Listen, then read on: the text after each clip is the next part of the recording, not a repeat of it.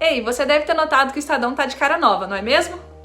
A gente modernizou a nossa marca para deixá-la ainda mais digital e destacar o início de um novo posicionamento, em que o Estadão convida você a pensar com a gente. Para quem não sabe, o Estadão existe há 145 anos. É o segundo jornal em atividade mais antigo do Brasil. A primeira edição foi lançada em 1875 com o nome A Província de São Paulo.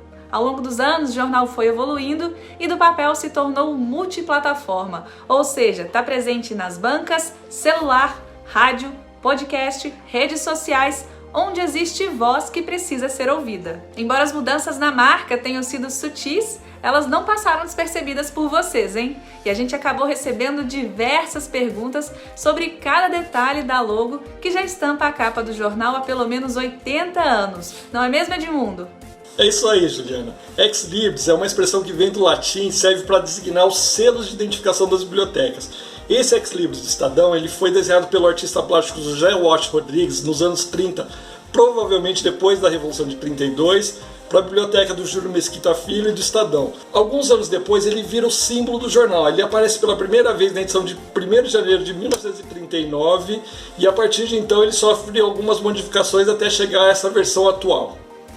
Uma das principais mudanças que vocês devem ter percebido é a cor. O azul escuro foi substituído por uma tonalidade mais clara e confortável nas plataformas digitais, que remete a grandes marcas do setor de tecnologia. Houve também uma mudança na tipologia, que ficou mais leve.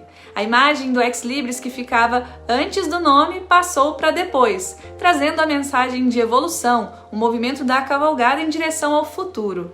Mas afinal, quem é essa figura aqui em cima do cavalo? Esse cara é o Bernard Grégoire, uma figura fantástica. Um francês que apareceu aqui na porta do jornal, no centro da cidade, quando o jornal chamava Província de São Paulo, cheio de credenciais, com feitos e trabalhos que ele já havia realizado. E ele foi responsável por uma grande inovação. Ali em 1876 não havia distribuição de jornal como banca de jornal ou os jornaleiros como a gente acabou conhecendo. As pessoas compravam os jornais na porta do jornal.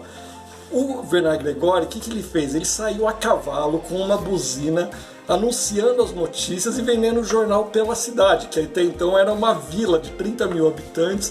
Isso foi uma grande inovação, porque causou uma grande expansão do jornal, né? O jornal cresceu muito rapidamente, os concorrentes se ridicularizaram até o feito, mas algum tempo depois tiveram que aderir porque o Estadão, que chamava a Província na época, passou a dianteira de todos os jornais por causa desse feito do Bernard Grégoire.